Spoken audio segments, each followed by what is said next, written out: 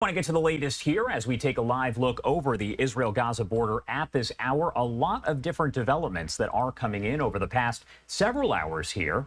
According to U.S. and Israeli officials via Reuters, Israel has now wiped out more than half of Hamas's forces in the past 8 months. Again, that is according to Reuters. According to the report, Hamas is down to 9,000 to 12,000 fighters, with 7,000 to 8,000 of them entrenched in Rafah. The Israeli military also saying that an Israeli soldier was killed while battling Hamas terrorists who attempted to infiltrate Israel from southern Gaza. That soldier, just 34 years old.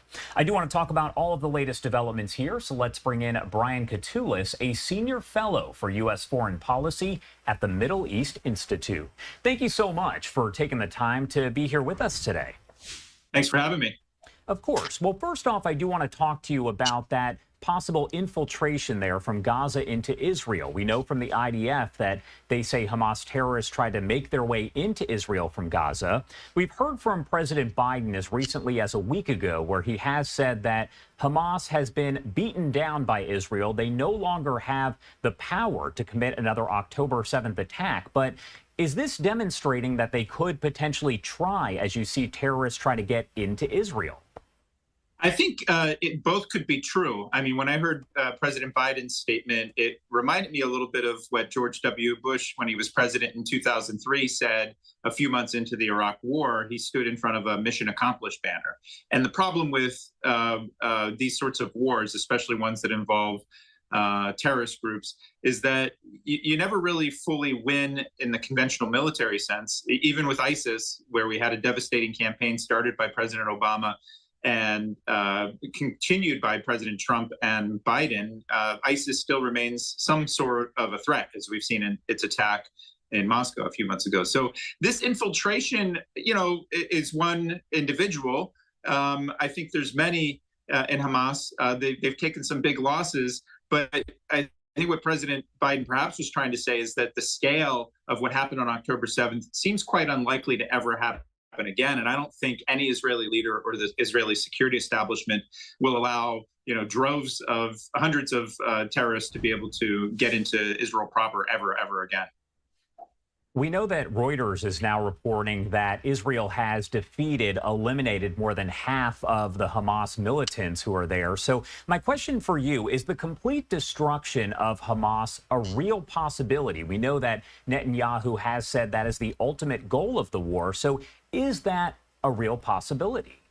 I think it's really difficult to achieve that target because you never know, even with these numbers, how valid they are, because the ranks of Hamas may have increased, or the support for it may have increased, as some public opinion polls have, as the war goes on, or it could have gone down.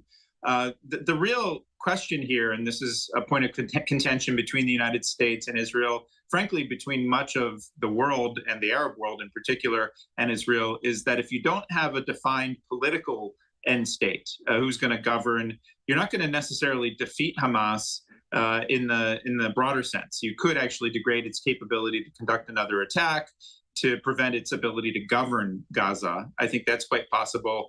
But Hamas as a political idea may be more difficult to defeat certainly without having a clear end state and the answer to the question of what's created after this conflict is over. And I have to ask, because we know that there have been several ceasefire deals that have been discussed over the past several months. Right now, there is one on the table. My question for you is, why would Hamas accept a deal that could potentially lead to their ultimate destruction? That is something, once again, that Netanyahu has said needs to happen for the war to end.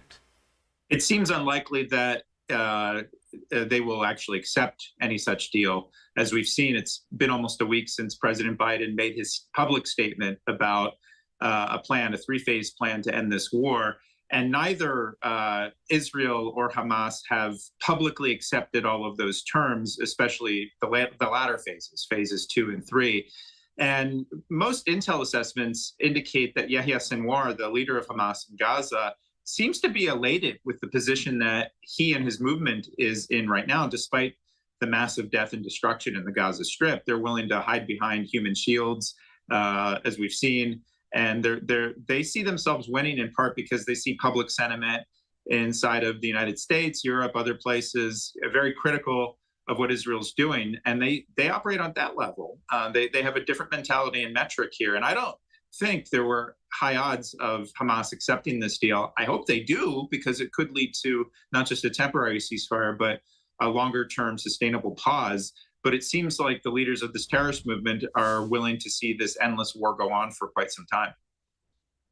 Ben-Gvir, Israel's national security minister, has essentially said earlier this week that rather than accept a ceasefire deal, he actually wants to see the war expanded in Gaza. Is that a possibility? Could that even happen? How would that look?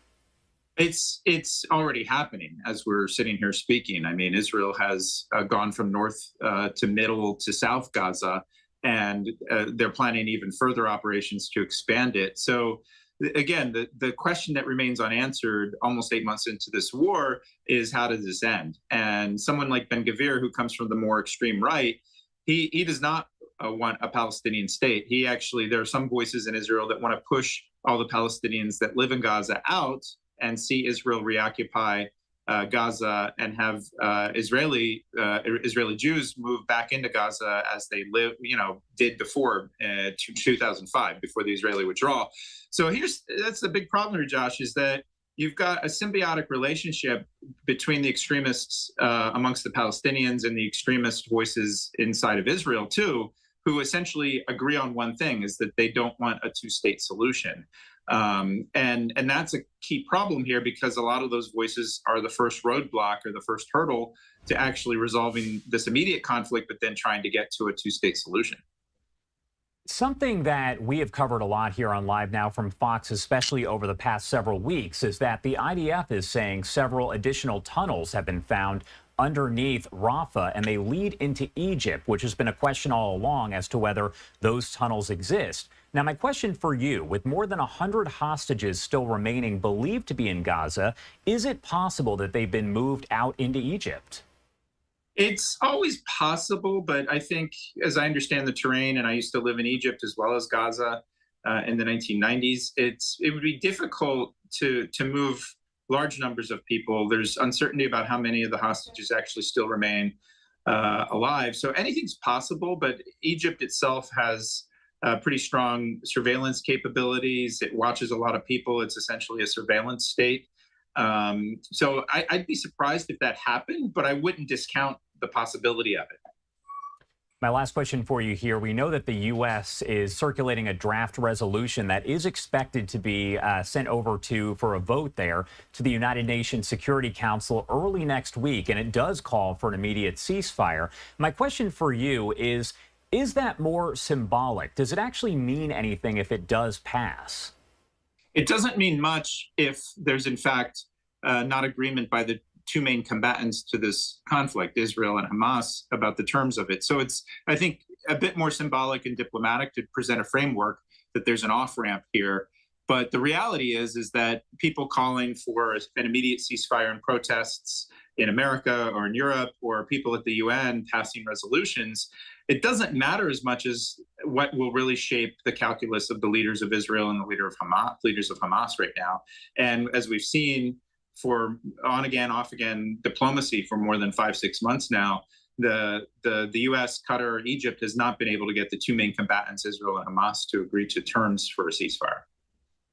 All right, Brian Katulis, thank you so much for taking the time, as always, to join us and help break down all the developments. Anything else you want to add at all before I let you go? No, I mean, I hope that we see an end to this conflict, because I actually think there's an enormous opportunity for openings between Israel and its neighbors, including with Saudi Arabia. And there's a real choice here, I think, for the people of the region to whether they want to move forward and end this conflict or stay mired in it in this present awful situation. All right, Brian, thanks so much and have a good rest of your day. All right, thanks.